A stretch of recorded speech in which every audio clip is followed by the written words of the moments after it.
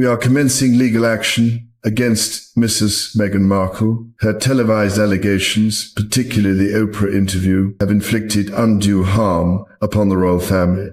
An apology no longer suffices. If you think stripping my titles will strip me of truth, you are mistaken. You have no right to silence her. Silence not now, not ever. Those were the first words Harry threw at the world in that televised Montecito statement on December 1st, 2025, standing under that burning California sun like he was daring the whole monarchy to blink first. The man who used to be His Royal Highness, Duke of Sussex, stood there now as just Harry, with the Pacific behind him and defiance carved into his face like stone. What used to be a royal figure had turned into something sharper, almost like a political fault line cracking open in real time. Hours after Buckingham Palace launched what experts called the most explosive defamation lawsuit in modern royal memory, Harry didn't respond with calm or caution. He stepped into the spotlight swinging. His voice stayed steady, but the anger underneath was loud enough to shake every newsroom carrying his broadcast. The 8-minute pre-recorded message hit YouTube,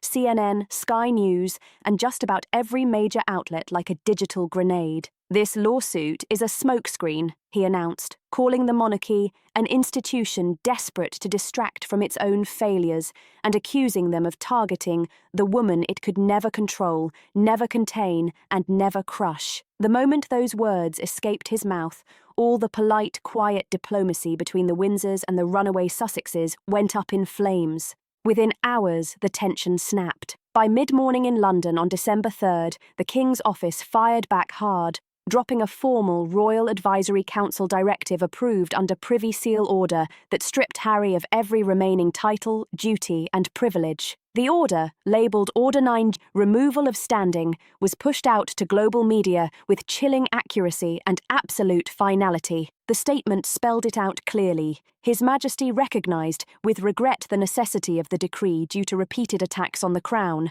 public defamation, and aligning with commercial forces seen as undermining the UK's sovereign structure. From that moment forward, Harry, legally Henry Charles Albert David Windsor, was done. No titles, no ceremonial standing, no position in state legacy, nothing. It was the constitutional version of a guillotine, and the world reacted instantly. What people thought was a simple legal fight had now blown up into something massive, a global political moment fueled by emotion, loyalty, and betrayal. King Charles III's defamation case against Meghan Markle, rooted in her 2021 Oprah statements, was never supposed to swallow Harry whole, but his non-stop public comments changed the battlefield. Palace insiders whispered that Harry's comments were seen as an aggressive push of misinformation, something they reportedly labelled an approvable falsehood campaign. Internal documents later confirmed that the original lawsuit targeted only Meghan, focused on two main claims: allegations of racial bias toward their son Archie, and Meghan's claim she was blocked from mental health support while pregnant. But when Harry kept adding fuel with more statements at the end of November, the palace decided to widen the response. Insiders said the real breaking point wasn't just what Harry said, it was what he accidentally showed. Behind Harry during the broadcast sat a framed photo from the Oprah interview, Meghan holding his hand with that intense expression everyone remembers. Viewers saw a sentimental moment, but palace investigators reportedly saw something completely different, because they had already spent over a year analysing the digital setup behind that interview. That photo, that pose, that background, every detail was allegedly mapped out in pre-interview notes and messages from Meghan's missing iPhone. And that phone. It turned out she accidentally left it behind during a small reception at Buckingham Palace in late March 2021, days after the Oprah special aired. A palace guard found it, passed it upwards, and eventually it reached Princess Anne, the royal known for being blunt, precise, and absolutely allergic to drama. Anne's team reportedly dug into the device and discovered not only talking points for the Oprah interview, but a digital vault of memes, edited images, and private jokes about senior royals. Some files were said to include altered pictures of Queen Camilla's iconic hats, jokes about Catherine's Ice Queen routine, and even claims that Prince William was the monarchy's robot. Everything inside that phone became a palace-level problem instantly. Those files were leaked internally by April 2022, and Charles, still Prince of Wales back then, received a sealed advisory memo titled Package 11C, Digital Defamation Evidence, March 2021. Archive. The King didn't act immediately, but after Catherine's cancer diagnosis in late 2024 and a shift in public sympathy, advisors say Charles finally began weighing serious action. Once Harry doubled down in his broadcast, the decision was sealed. Media around the world reacted fast. British tabloids went straight for dramatic headlines. The shame of Windsor, Harry stripped. Royal blood no more. US outlets were softer, but still intense. Harry defends Meghan amid legal storm on CNN. From prince to pariah in the New York Times. Social media erupted with hashtags like #StandWithHarry, #RoyalReckoning, and #MeghanFiles, splitting timelines in half. Even people siding with Harry admitted he stepped straight into a battle that had no safety net. A former royal aide posted a message that went viral overnight. The tragedy isn't that Harry lost his titles, it's that he's become a footnote in someone else's fight, a soldier in a war over a throne that was never meant for him. In the next few days, the High Court in London will begin early hearings in the Crown versus Markle defamation case. Palace lawyers are reportedly coming in armed with over 300 pages of evidence, some pulled from Meghan's 2021 phone, plus statements from Oprah's production crew, plus internal polling showing major damage to the monarchy across the Commonwealth. But even before a single legal argument starts, the fight has already grown huge. Now it's a battle about loyalty, legacy, and truth. And Harry, once the beloved spare, now stands alone, not just estranged from his family, but exiled from the very identity he once embodied. It was meant to be a quiet farewell, a low-profile reception for the departing Deputy Communications Secretary at Clarence House on the evening of March 15th, 2021. The chaos of the Oprah interview had just exploded across global headlines, and senior aides were desperate to return to routine. Polite chatter floated over crystal flutes of champagne, guarded smiles dotted the room, and yet, amid this veneer of calm, something seemingly minor happened, but its impact would echo for years. A rose-gold iPhone tucked in a Dior case was left behind on an embroidered velvet ottoman near the East Corridor exit. No one claimed it. Not that night, not the next day, not ever. According to an internal palace report declassified on November 30th, 2025, just one day before King Charles filed his explosive lawsuit, the device was quietly recovered by a royal protection officer and placed in a secured drawer under standard unclaimed property protocol. Within 3 days, the phone's lock screen began flashing a series of notifications, so deeply inappropriate that the guard escalated the matter to senior authorities. A rare and serious step. The phone belonged to Meghan Markle, and insiders confirm its contents would trigger the most damning internal inquiry in modern royal history. A covert operation, codenamed Raven Lock, was activated. The phone was delivered to Princess Anne on April 1st, 2021, in her private study at Gatcombe Park. Not known for sentimentality, Anne reviewed every message, file, and image with cold, surgical precision over 3 days. Cross-referencing the digital content with public appearances and timelines, what she discovered shocked even her steel spine. A pre-written emotional arc for the Oprah interview revealed stage directions, timing cues, and suggested gestures, all carefully crafted to manipulate public perception. There was a file ominously titled Palace Clowns, containing colour-corrected, unflattering images of Queen Camila in oversized feathered hats, deliberately altered to appear clownish. Screenshots mocked Catherine's posture, labelled her Princess Botox, compared her to outdated Barbie dolls, and included memes portraying William as HRH 404, error, emotion not found. Draft messages suggested Meghan's goal was clear: eclipse the Windsor wives in press optics, influence, and cultural relevance. The most explosive entry was a March 4th, 2021 message from Meghan to an unnamed US media contact, just 3 days before the interview aired. This will reset the whole game. Once they see my tears and hear my story, Catherine will look like a cold ghost. Charles can mumble tradition all he wants. People will choose warmth.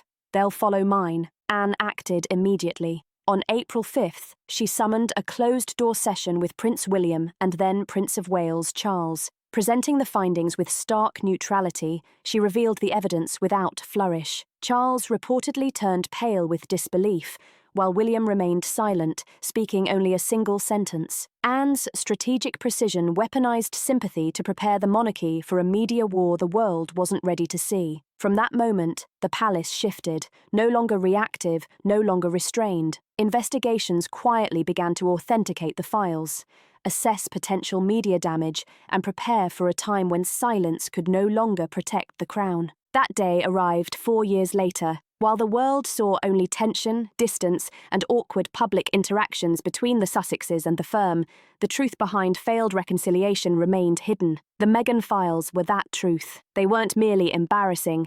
They were evidence of manipulation and betrayal, a digital breadcrumb trail exposing intent, strategy, and deceit. It was Anne, the steel backbone of Windsor, who carried the full weight of the revelation. The public wouldn't learn of the phone until late 2025, when the High Court approved its inclusion in Discovery. But within palace walls, the files had already become legendary.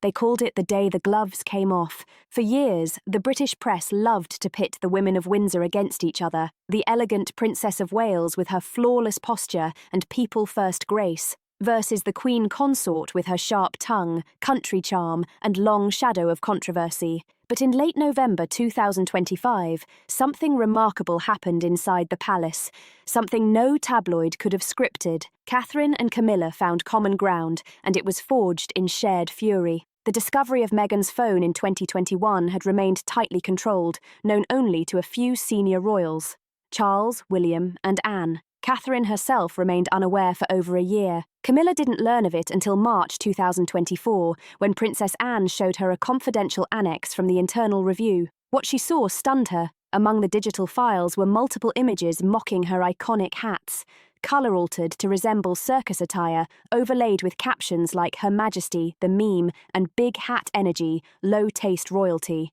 But it wasn't the humour, it was the venom. Meghan had shared these images with multiple US media contacts, alongside biting commentary. She looks like a retired lampshade. Does no one in London own a stylist who isn't 85? If we can't dethrone her, at least let's outclass her. Screenshots of Catherine included a note from February 2021, weeks before the Oprah interview.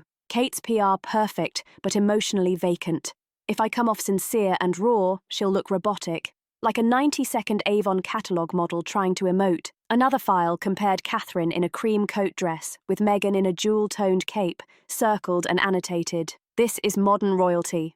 That's the colonial echo. Camilla, long privately indifferent to Meghan's media antics, was rendered speechless. These files revealed a calculated campaign of ridicule and manipulation, far beyond emotional outbursts or cultural friction. When she met Catherine privately on April 2, 2024, inside Clarence House's green room, the ice began to thaw. "We've both been reduced to punchlines," Camilla reportedly said, folding her hands tightly. "We've both stayed silent," Catherine responded, acknowledging that their silence had given her space to rewrite the script. From that moment, a quiet alliance formed, not one of friendship, but of shared injury. Two women, long framed as rivals by the outside world, now stood united by the realization that they had been weaponized in a narrative designed to undermine the Windsor legacy from within. That's with storing the racks. When Charles began considering legal action in mid-2025, it was Catherine and Camilla who sat on opposite sides of the mahogany table in the white drawing room at Windsor Castle, and both agreed it was time. What shocked many aides was the way Catherine took the lead. While Camilla nodded and offered her support, it was Catherine who laid out the sequence of damage with precision. 1. Public manipulation via the Oprah interview in February 2021. 2. Commercialization of victimhood through the Netflix series in December 2022. 3. Personal targeting of royal women through private images, gossip and internal leaks, ongoing. 4. Disinformation campaigns during her own cancer treatment in spring 2024, when Meghan had weaponized her diagnosis to appear more oppressed. Catherine stated flatly, referencing social media narratives claiming Meghan's absence from royal events was because she was overshadowed by Catherine's illness. Palace aides later described that meeting as a turning point. One senior official recalled, "Before that day, there was hesitation. After it, there was a clear plan." Catherine's assertiveness shocked even senior staff, long used to her mediating role. She became the strategist, the voice of reason laced with controlled fury. The first public signs of this new royal alignment emerged months later. During Remembrance Sunday in November 2025, both Camilla and Catherine wore single crimson poppies, unusually subdued in style, standing side by side with heads bowed. Photos of the moment went viral, not only for solemnity, but for what the stance signalled. They weren't simply mourning. As royal columnist Antonia Grant wrote in The Times, they were issuing a silent warning about the present, signalling a monarchy now resolute, unified, and prepared for confrontation. Behind palace doors, Catherine's resolve only deepened. Having long been the family peacemaker, she had grown weary of being used as the public symbol of composure while chaos raged behind her back. Her tone changed. She became sharper in Royal Foundation meetings, asked legal counsel tougher, pointed questions, and in a rare display of veiled frustration, reportedly told William during a closed strategy session, "The next generation is watching us. If we allow this story to stand, our children will one day question our silence." Meanwhile, Camilla wielded her influence with Charles to ensure Protocol Ravenlock, the internal archive of Meghan's messages, images, and memes, would be officially declassified and available for court once the trial began. She told a confidant, "If the public knew what we endured, they would understand why this is no longer personal. This is institutional. It's bigger than individuals.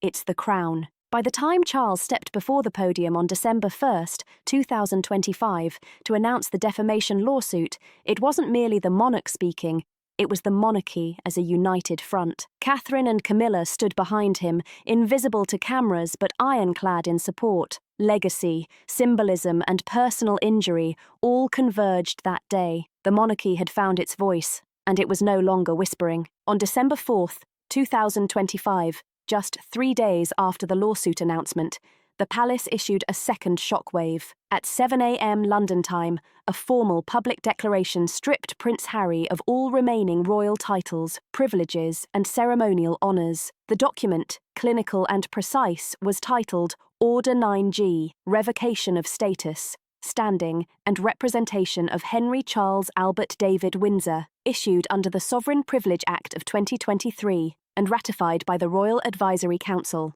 The legal dismantling of identity was total. Gone was the title Duke of Sussex. Gone was the right to represent the monarchy in any official capacity. Gone were ceremonial honours, military affiliations, and his position in the line of succession vacated indefinitely. Symbolically, at 7:16 a.m., the royal website updated his profile. Removed from active members, relocated to a cold archival section under former royals, the world reeled. This was no quiet internal adjustment. It was a formal excommunication executed with surgical precision, announced with the gravitas of wartime protocol. Palace insiders confirmed the timing was deliberate. The decision followed Harry's televised outburst on December 2nd, where he openly challenged his father, accused the monarchy of weaponizing protocol against love, and described William as obsessed with headlines, blind to the human cost of silence. He had crossed the line. In that same video, Harry defiantly declared, "You can take the titles, you can rewrite the history books, but you cannot erase truth. Meghan told her truth, and I will spend the rest of my life protecting it." That was the breaking point. He didn't just defend her. One senior aide confided, he doubled down. He declared war. Within hours, the Royal Sovereign Fund Office activated a secret contingency plan prepared since mid-2024, Protocol Iron Veil, designed to sever residual ties with any member deemed to have publicly undermined the monarchy's institutional legitimacy. This legal and constitutional maneuver wasn't just about punishment, it was a warning, a message, a statement that the monarchy would protect itself at all costs. Every step, every clause, every timing decision had been calculated. Harry had ignited the chain reaction, and the monarchy responded with unmatched precision. The institution, once whispered about behind closed doors, now roared with authority and control, showing that the crown was no longer just symbolic, it was decisive, unyielding, and prepared to protect its legacy. While profiting from past association, Harry was the first and possibly only royal ever subjected to this kind of swift and brutal institutional stripping. By midday on December 2nd, 3 major military units, the Household Cavalry Mounted Regiment, the Royal Marines Band Service, and the RAF Honours Liaison issued formal statements acknowledging the revocation of Harry's honorary patronage. The consequences were immediate and unmistakable, a signal that no symbolic shield could protect him from the fallout. By 3 p.m., the Royal Commonwealth Society released a separate notice terminating Harry's role as Commonwealth Youth Ambassador,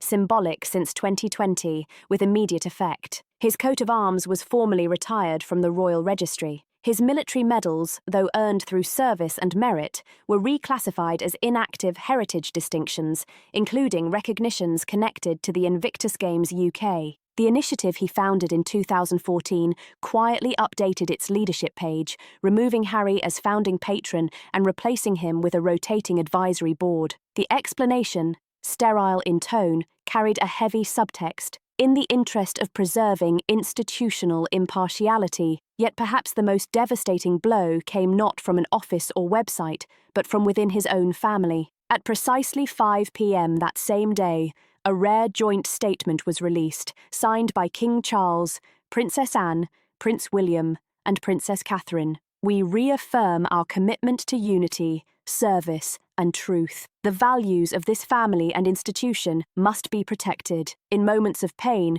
we have chosen grace, but grace must not be mistaken for weakness. Nowhere in the document was Harry's name mentioned, yet every word targeted him for the British public. The stripping of Harry, the beloved spare, the cheeky redhead who walked behind Diana's coffin, was nothing short of tragic, but for the Crown, it was unavoidable. Polls released on December 3rd by YouGov showed overwhelming support for the King's decision. 68% agreed Harry's titles should be removed. 74% believed the Oprah claims had caused lasting damage to the monarchy.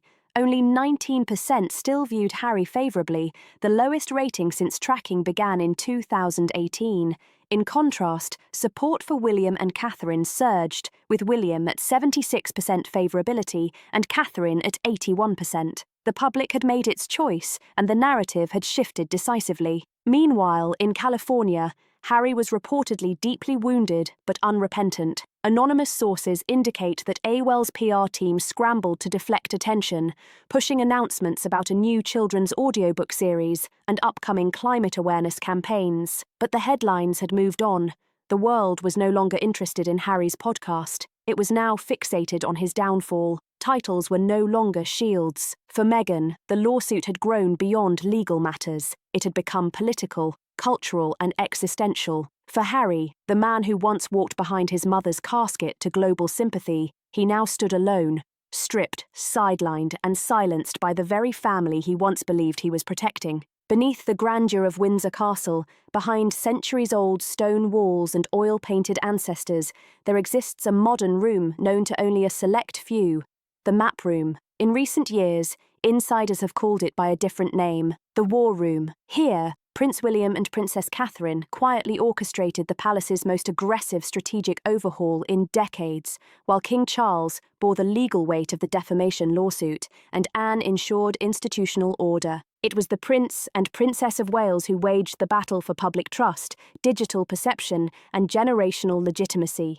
Their work began with data. After the fallout from the Oprah interview in March 2021, the palace initially issued short, dignified statements, avoiding further escalation. But the strategy backfired. While the monarchy remained muted, the Sussexes embarked on a media offensive. Netflix documentaries, podcast episodes, Harry's memoir Spare, all reinforcing a narrative of abandonment, trauma, and systemic cruelty. By early 2023, internal polling revealed an alarming trend. Royal trust among Gen Z and millennials in the UK had fallen below 50% for the first time in recorded history. That was the moment William reportedly said in a private meeting, "If we don't control the story, someone else will write it for us and burn us with it." What followed was the creation of the Crisis Communications and Digital Impact Council, handpicked by William and advised closely by Catherine. The council combined traditional royal courtiers with modern media strategists, social scientists,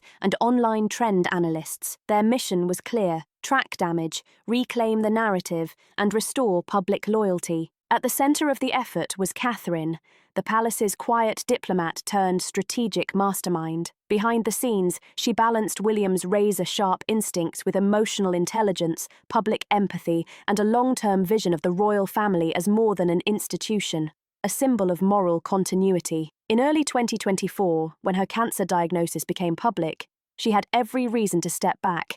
Yet insiders say it intensified her clarity and conviction. She framed the battle not as a communications war, but as a generational defense of what her children would inherit. Together, William and Catherine greenlit a five-pronged strategy. Public engagements emphasized service over ceremony, symbolism, discipline, and reintroducing gravitas into royal attire and language. Digital realignment targeted misinformation on social media, partnered with platforms to elevate verified content, and slowly declassified internal documents, including those linked to Meghan's phone incident. Public ownership was reinforced through joint statements not only from the king, but from the future king and queen. By mid-2025, their work was bearing fruit. William's Earthshot Prize gained global acclaim, and Catherine's early childhood mental health initiatives became international reference points.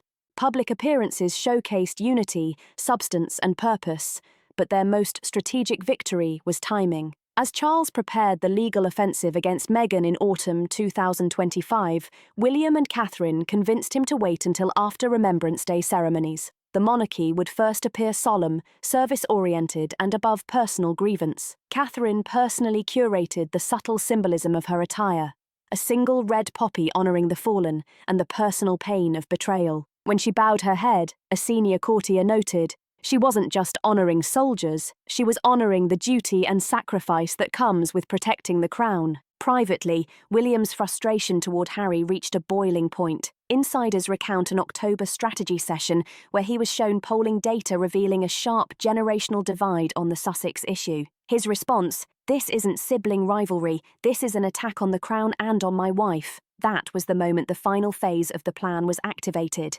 Full legal backing for Order 9, stripping Harry of his remaining titles. Catherine stood firmly behind it, not out of vengeance, but out of resolve. She believed that forgiveness does not mean permission. Silence is not protection. Lies do not become legacy. In the war room, their plan had worked. The monarchy had not only survived the most aggressive media assault of the digital age, it had reclaimed its voice. And for the first time in 5 years, the Windsors were no longer on the defensive. They were setting the terms. If you found this story shocking and want more inside royal revelations, subscribe, share, and comment below. Don't miss the next chapter of history being written before our eyes.